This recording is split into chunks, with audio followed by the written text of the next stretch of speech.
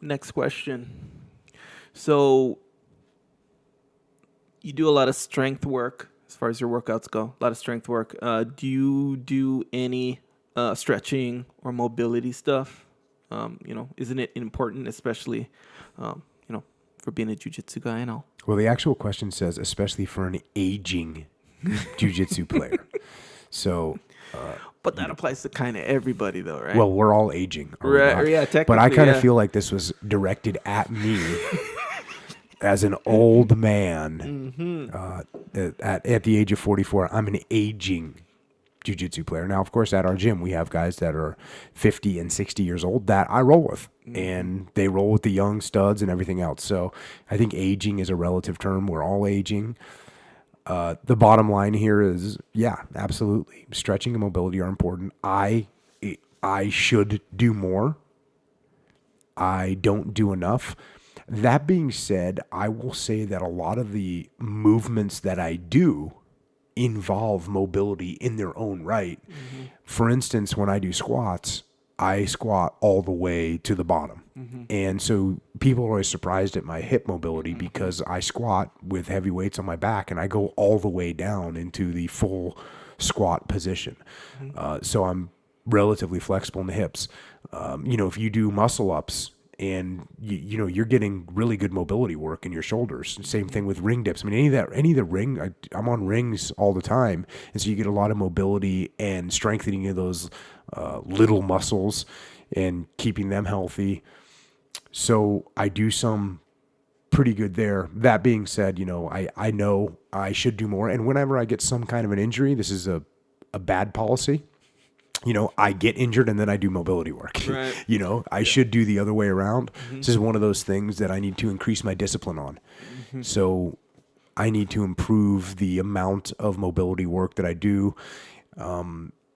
It's one of those things that I don't find that enjoyable, and I don't find it that satisfying, even though it does feel good. I mean, I enjoy the pain of it, but I don't feel those results like I want to. Right. And so that's probably one of the reasons why I don't do enough of it. But, you can see sometimes, sometimes I have to take a day where I just do nothing but mobility and I do nothing but grind out sore muscles because I'm so sore after 9 days straight. I'm like, okay, I can't take this anymore. Right. And my body will start to tell me, dude, you need to stretch out and take a day off. So I do that, mobility WOD with Kelly Starrett and his book, The Supple Leopard. And, I have that. And when I have something going on, I'll dig into that book or dig into those videos and find out what I need to do to grind that problem out. And I love doing that. I love getting on that when I need to, but I need to do it more. Yeah. Interesting. You kind of hear that question a lot. Like, since you do jiu-jitsu, do you do mobility training? Yeah. But jiu-jitsu is mobility training. Jiu-jitsu is mobility so if training. you try to, there's some guys, they don't do anything except jiu-jitsu. And Dean sometimes will say this where he'll be like, oh, okay, if you're a runner, what's the best way to train is to run. Yeah. So if you're a jiu-jitsu guy, the best way to train is jiu-jitsu, and that goes for conditioning and stuff. Is jiu-jitsu based conditioning. But so if you're in the guard, like the closed guard, and you're trying to hold a closed guard, and you're training even 5 days a week, your inner thighs, your abductors, adductor muscles are gonna get a lot of training. Yeah. Now, I will say this. You look at like the 10th Planet System and Eddie Bravo. And I mean, they really focus on flexibility. It becomes a great aspect of their game. Mm-hmm. And I definitely respect that. I also do think that some people that go psycho with yoga and stretching can actually do more damage than good.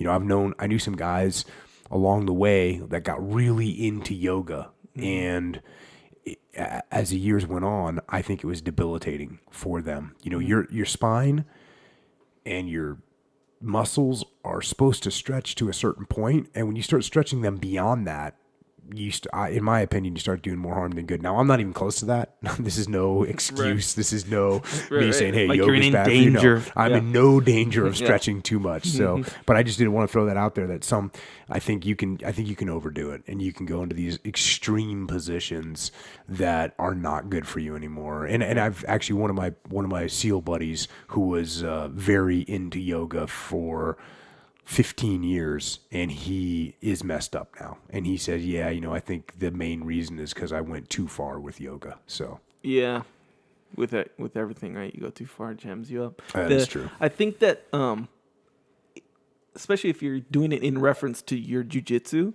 it's good. It's going to depend on your game. Like you mentioned, the 10th planet system. Mm-hmm. If you like the 10th planet system, that's your thing.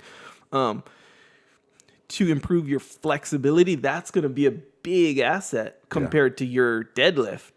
But if you have a different type of system, or maybe you took jiu-jitsu from a smash type guy, a bigger guy or something, and his school is like, yeah, smash the guy, smash, get on top, establish position, smash on top.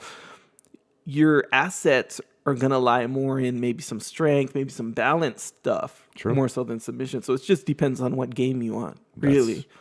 But either way, when you do jiu-jitsu in any capacity, you're doing mobility stuff. Yeah. True. And at the same time, mobility training otherwise does help your jiu-jitsu. So it's kind of like a two-way street. Affirmative.